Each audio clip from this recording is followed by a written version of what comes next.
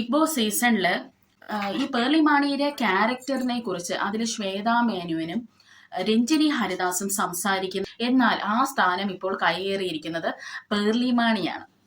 പോലും അവന്റെ അടുത്ത് എന്താ പറയാ, ഇവർക്ക് നല്ല കാര്യം കൊടുക്കണം. അഖിലുണ്ട് ഇവിടെ.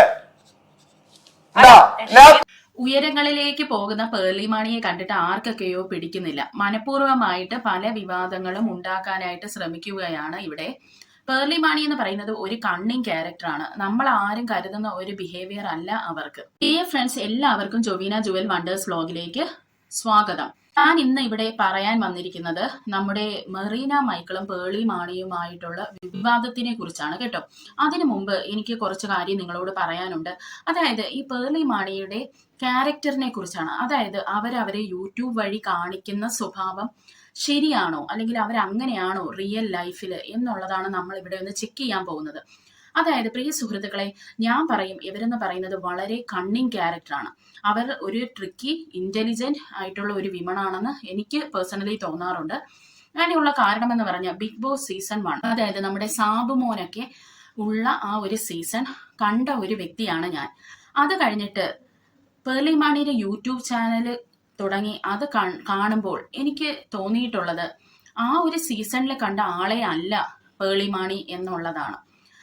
കാരണം നിങ്ങൾ തന്നെ തിങ്ക് ചെയ്തു നോക്കൂ, അവരുടെ ഓരോ ലൈഫിലെ ഓരോ ഡിസിഷൻസും അവരെ ഉയരങ്ങളിലേക്കാണ് കൊണ്ടെത്തിച്ചിരിക്കുന്നത്. അത് ഒരു ഇന്റലിജന്റ് ആയിട്ടുള്ള ഒരു പേഴ്സണ് മാത്രമേ അങ്ങനെ റൈറ്റ് ഡിസിഷനിലോട്ട് പോയി ഒരു സക്സസ്ഫുൾ ലൈഫ് മുന്നോട്ട് കൊണ്ടുപോകാൻ പറ്റുള്ളൂ. ഇപ്പോഴും അവര് ഉയർച്ചകളിലേക്ക് തന്നെയാണ് അവർ പോയിക്കൊണ്ടിരിക്കുന്നത്. What we see through her YouTube channel is not her real character എന്നാണ്. അത് മാത്രമല്ല, ഇവർക്ക് മോട്ടിവേഷണൽ ക്ലാസ് ഒക്കെ എടുക്കുന്ന ഒരു സ്വഭാവമുണ്ട്. ഇവരുടെ അച്ഛനും അതിൻ്റെ കാര്യങ്ങളൊക്കെ ചെയ്യുന്ന ഒരു വ്യക്തിയാണ്. അതുകൊണ്ട് തന്നെ ഇവർക്ക് മൈൻഡ് പീപ്പിൾസിന്റെ നന്നായിട്ട് റീഡ് ചെയ്യാനായിട്ട് അറിയാനുള്ള ഒരു കഴിവുണ്ട്. എങ്ങനെയാണ് ബിസിനസ് ചെയ്യേണ്ടത് എന്നുള്ളത് പെർഫെക്റ്റ് ആയിട്ട് അറിയാവുന്ന ഒരു സ്ത്രീയായിട്ടാണ് എനിക്ക് പേഴ്സണലി തോന്നിയിട്ടുള്ളത്. അവരുടെ ചാനൽ എങ്ങനെയാണ് സെൽ ചെയ്യേണ്ടതെന്ന് അവർക്ക് നന്നായിട്ട് അറിയാം. അവരുടെ ആ കോമഡിയും കാര്യങ്ങളുമായിട്ടാണ് അവർ ആ ചാനൽ സെൽ ചെയ്യുന്നത്. കാരണം അത് കാണുമ്പോൾ തന്നെ ആളുകൾക്ക് ഒരു പോസിറ്റിവിറ്റിയാണ് അതുവഴി തോന്നാറുള്ളത്. അതുകൊണ്ട് തന്നെ നമുക്കതിലൊരു തെറ്റ് പറയാൻ പറ്റില്ല. കാരണം പോസിറ്റീവ് വൈബ് കിട്ടുന്ന ഒരു ചാനലാണ് അത്. അപ്പോൾ എനിക്കിവിടെ പറയാനുള്ളത്, പേർലി മാണി എന്ന് പറയുന്നത് ഈ യൂട്യൂബ് ചാനലിൽ കാണുന്ന ഒരു വ്യക്തി അല്ല എന്നുള്ളതാണ്. ഈ ബിഗ് ബോസ് സീസണില് ഈ പേർലി മാണിയുടെ ക്യാരക്ടറിനെ കുറിച്ച് അതിൽ ശ്വേതാ മേനുവിനും രഞ്ജിനി ഹരിദാസും സംസാരിക്കുന്ന ഒരു സീനൊക്കെ ഉണ്ടായിരുന്നു. പേർലി മാണിക്കെതിരായിട്ട് ആ വീട്ടിലുള്ള സകലവരും തിരിഞ്ഞ ഒത്തിരി സന്ദർഭങ്ങളുണ്ട്. അതായത് ആരുടെയും മുൻപിൽ ഒന്ന് അഡ്ജസ്റ്റ് ചെയ്യാനോ അല്ലെങ്കിൽ വിട്ടുകൊടുക്കാനോ തയ്യാറല്ലാത്ത ഒരു പേർലി മാണിനെയാണ് നമുക്കവിടെ കാണാൻ കഴിഞ്ഞത്. അവിടെ ഒരു പോസിറ്റീവ് വൈബ് ഒന്നും നമുക്ക് പേർലി മാണിയിൽ കാണാൻ കഴിഞ്ഞിട്ടില്ല. കാരണം ഒരാളടുത്ത് ഒരു മോട്ടിവേഷനൊക്കെ പുള്ളിക്കാരി എടുക്കുന്നതാണ്, എന്നാൽ ഒരു പോസിറ്റീവ് വൈബൊക്കെ വെക്കുന്ന ആൾക്കാർ കുറെ വിട്ടുകൊടുക്കും. പക്ഷെ ഇവിടെ പേർലി മാണി ഒരിടത്ത് പോലും വിട്ടുകൊടുത്തിട്ടില്ല. ഫൈറ്റ് ചെയ്ത് അവിടെ നിൽക്കുന്നതാണ് നമ്മൾ കണ്ടത്. അതായത് ആ ഒരു വെറുപ്പും പകയും ഒക്കെ ഉള്ള ഒരു സ്ത്രീയായിട്ടാണ് കണ്ടത്. എന്നാൽ നമ്മൾ ഈ ചാനലിൽ നോക്കുമ്പോൾ അവർ വേറൊരു ക്യാരക്ടറായിട്ടാണ് കാണുന്നത്. എന്തായിരുന്നാലും അവരൊരു സക്സസ്ഫുൾ വിമണാണ്. ഇപ്പോൾ വന്നിരിക്കുന്ന ഈ ഒരു ആരോപണം എന്ന് പറയുന്നത് ഇതിനെയൊക്കെ ശരിവെക്കുന്ന രീതിയിലുള്ള ആരോപണമാണ് ഈ മെറീന മൈക്കിൾ പറഞ്ഞിരിക്കുന്ന ആരോപണം എന്ന് പറയുന്നത്. എന്നാൽ ഞാൻ ഇവിടെ പേർലി മാണിനെയാണ് സപ്പോർട്ട് ചെയ്യുന്നത്. കാരണം ഈ മെറീന മൈക്കിൾ ഇപ്പൊ പറഞ്ഞിരിക്കുന്ന ആരോപണം എന്ന് പറയുന്നത് അവര് ഗസ്റ്റായിട്ട് പോയ ഒരു TV ഷോയില് ആങ്കറിങ് ചെയ്യാൻ പേർലി മാണിക്ക് താല്പര്യമില്ലായിരുന്നു. എന്നാൽ നേരിട്ട് കാണുമ്പോൾ പേർലി മാണി നല്ല സ്നേഹത്തോടെയാണ് പെരുമാറുന്നത് എന്നാണ് മെറീന മൈക്കിൾ പറയുന്നത്. ഇങ്ങനെ പേർലി മാണിക്ക് അവരോട് ഒരു ഇഷ്ടക്കേട് ഉണ്ടായിരുന്നോ ഇല്ലയോ എന്നുള്ളത് ഡയറക്റ്റ് പേർലി മാണി മെറീന മൈക്കിളിന്റെ അടുത്ത് പറഞ്ഞിട്ടില്ല. ആരോ പറഞ്ഞത് കേട്ടിട്ടാണ് മെറീന മൈക്കിളിനെ ഇത് അറിയാവുന്നത്. എന്നാൽ മെറീന മൈക്കിളിന്റെ അടുത്ത് നല്ലോണം സംസാരിക്കുന്ന ഒരു വ്യക്തിയാണ് പേർലി മാണി എന്ന് പറയുന്നത്. അത് മാത്രമല്ല, ഈ ഒരു സംഭവം നടന്നിരിക്കുന്ന 2017 ഈ 2017 ഈ സംഭവം നടന്നു കഴിഞ്ഞ് 2019 പേർലി മാണിയുടെ വിവാഹത്തിന് മെറീന മൈക്കിളിനെ പേർലി മാണി ക്ഷണിച്ചിട്ടുണ്ട്. ആ ഒരു വീഡിയോ നമുക്ക് കാണാം. നമസ്കാരം, ഞാൻ സ്വാസിക. ഹലോ, ഞാൻ മറീന. ഞങ്ങളിപ്പോൾ പേർലിയുടെ വെഡിങ് റിസപ്ഷനിൽ വന്നിരിക്കുകയാണ്. അപ്പം ഇവൻഷ്യാണ് ഈ ഇവന്റ് നടത്തുന്നത്. വെൽ ഓർഗനൈസ്ഡ് ആയിട്ടുള്ള വളരെ ബ്യൂട്ടിഫുൾ ആയിട്ടുള്ള ഒരു ആംബിയൻസ് അവർ ക്രിയേറ്റ് ചെയ്തിട്ടുണ്ട്. സോ ആൻഡ് നിങ്ങളുടെ service is also very good. All the best and All the all the best. Best for Pearle. അപ്പോൾ നിങ്ങൾ കണ്ടല്ലോ, ഇവരെ വിഷ് ചെയ്യുന്നതാണ്, പേർലി മാണിയെ വിഷ് ചെയ്യുന്ന മെറീന മൈക്കിളിനെയാണ് നമ്മൾ ഇവിടെ കാണുന്നത്. എന്നാൽ പേർലി മാണിയുടെ വേറൊരു ക്യാരക്ടർ നമുക്കൊന്ന് നോക്കാം. അതായത് ബിഗ് ബോസുമായി ബന്ധപ്പെട്ട് ചില പ്രശ്നങ്ങൾ ഉണ്ടാവുകയും പേർലി മാണി അതിലെ വളരെ ചുരുക്കം 3-4 ആൾക്കാരെ മാത്രമേ തന്റെ വിവാഹത്തിന് വേണ്ടി ക്ഷണിച്ചോളൂ. നമ്മൾ കാണുമ്പോൾ പേർലി മാണി ഒരു മണ്ടി അല്ലെങ്കിൽ ഒരു പൊട്ടി അല്ലെങ്കിൽ വളിച്ച തമാശ പറയുന്ന ആള് എന്നാണ് നമ്മൾ ചിന്തിക്കുന്നത്. പക്ഷേ പേർലി മാണിയുടെ ഡിസിഷൻസ് ഒക്കെ നിങ്ങളൊന്ന് ശ്രദ്ധിച്ചാൽ നിങ്ങൾക്ക് മനസ്സിലാവും. എടുക്കേണ്ട തീരുമാനങ്ങൾ നല്ല പെർഫെക്റ്റ് ആയിട്ടാണ് സ്വന്തം ലൈഫിൽ വരുമ്പോൾ പേർലി മാണി എടുക്കുന്നത്. അതായത് ഈ കുറച്ച് വ്യക്തികൾ, അത് 3-4 വ്യക്തികളെ മാത്രം വിവാഹത്തിന് വിളിച്ചിട്ട് രഞ്ജിനി ഹരിദാസ്, ബഷീർ ബാഷി അങ്ങനെയുള്ള കുറെ ആൾക്കാരെ പേർലി മാണി വിളിച്ചിട്ടേയില്ല. ശ്വേത മേനോൻ, അതായത് ഈ തള്ളേണ്ടവരെ തള്ളാനും കൊള്ളേണ്ടവരെ കൊള്ളാനും പേർലി മാണിക്ക് നന്നായിട്ട് അറിയാം. അങ്ങനെ ഒരു വൈരാഗ്യം മെറീന മൈക്കിളിനോട് പേർലി മാണിക്ക് ഉണ്ടായിരുന്നു എങ്കിൽ ഈ 2019 നടന്ന വിവാഹത്തിന് ഒരിക്കലും പേർലി മാണി മെറീന മൈക്കിളിനെ ഇൻവൈറ്റ് ചെയ്യത്തില്ലായിരുന്നു. പക്ഷെ ഇവിടെ പേർലി മാണി ഇൻവൈറ്റ് ചെയ്തിട്ടുണ്ട്. പേർലി മാണിയുടെ നെയിം മെറീന മൈക്കിൾ ഇവിടെ പറഞ്ഞിട്ടില്ല. അത് ഈ കമന്റ് സെക്ഷനിലാണ് വന്നിരിക്കുന്നത്. അതിൽ നിന്നാണ് എല്ലാവരും മനസ്സിലാക്കുന്നത് പേർലി മാണിനെ ഉദ്ദേശിച്ചാണ് ഈ പറയുന്നതെന്ന്. ഇവിടെ ഒരു ആങ്കർ ചോദിക്കുന്നുണ്ട് മെറീനയോട്, പേർലി മാണി ആണോ എന്ന് ചോദിക്കുമ്പോൾ അല്ലെന്ന് മെറീന പറയുന്നില്ല.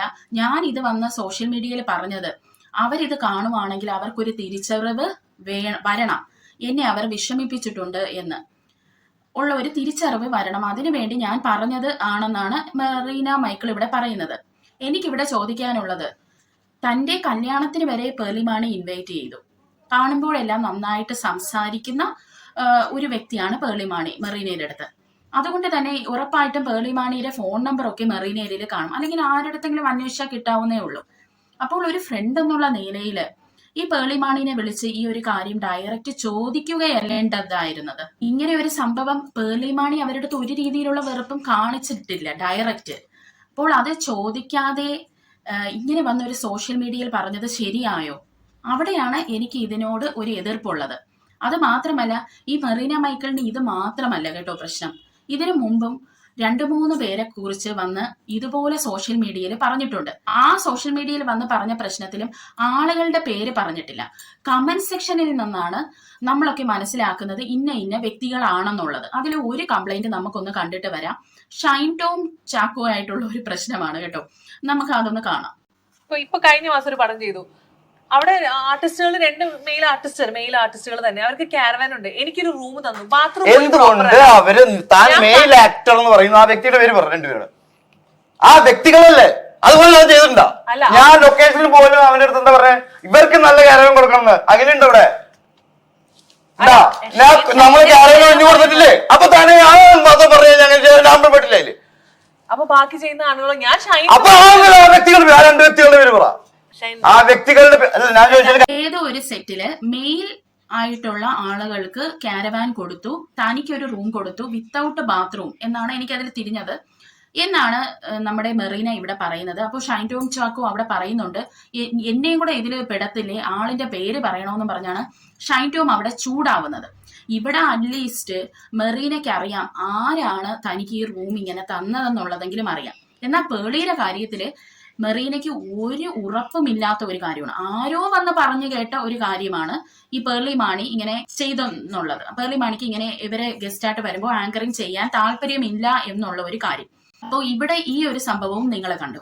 ഇനി അടുത്ത ഒരു സംഭവം എന്ന് പറയുന്നത്, ഏതോ ഒരു ആർട്ടിസ്റ്റ് മെറീന ഇരിക്കുന്നത് കണ്ടിട്ട് മെറീനയുടെ മുഖത്ത് നോക്കി കഥ കടച്ചു.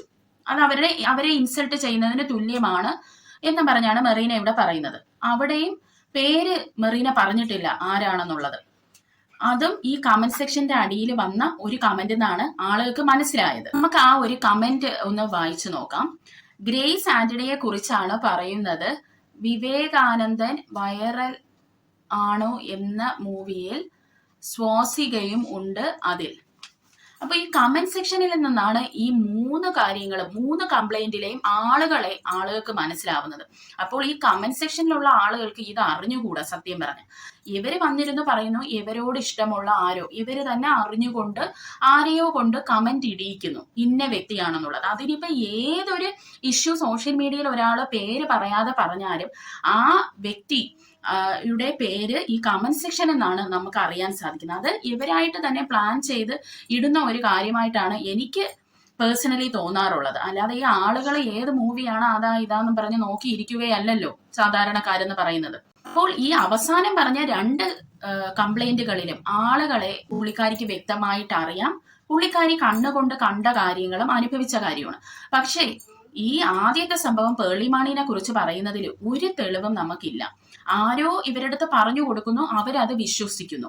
ഒരു കൂട്ടുകാരി എന്നുള്ള നിലയിൽ ഇവര് പേർളി മാണിനെ ചതിക്കുകയാണ് ചെയ്തത്.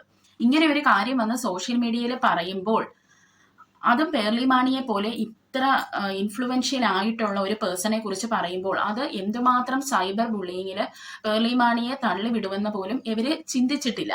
ഇപ്പോൾ തന്നെ എന്തുമാത്രം നെഗറ്റീവ് ഇതാണ് പേർളിക്കെതിരായിട്ട് വരുന്നത്. അതുകൊണ്ടാണ് ഞാൻ ഇതിൽ പറയുന്നത്, ഈ പേർളി മാണിയുടെ വിജയത്തെ ആർക്കൊക്കെയോ പിടിക്കുന്നില്ല. അത് ഈ സ്ത്രീകളിൽ കാണുന്ന ഒരു ജലസാണ്. എന്ന് വെച്ചാൽ ഒരാള് പൊങ്ങി നല്ല ഉയരങ്ങളിലോട്ട് പോകുന്നു, എന്റെ അവസരം ഇവളായിട്ട് കളഞ്ഞു, അങ്ങനെ ഇപ്പൊ ഇവള് നല്ലവളായിട്ട് നടക്കണ്ട എന്നൊക്കെ ചിന്തിച്ചിട്ട് വന്ന് ഇങ്ങനെ പറഞ്ഞതായിട്ടാണ് എനിക്കിത് ഫീൽ ചെയ്യുന്നത്. ഒരു തെളിവുമില്ലാതെയാണ് മെറീന മൈക്കിൾ ഈ ഒരു കാര്യം വന്ന് പറഞ്ഞിരിക്കുന്നത്.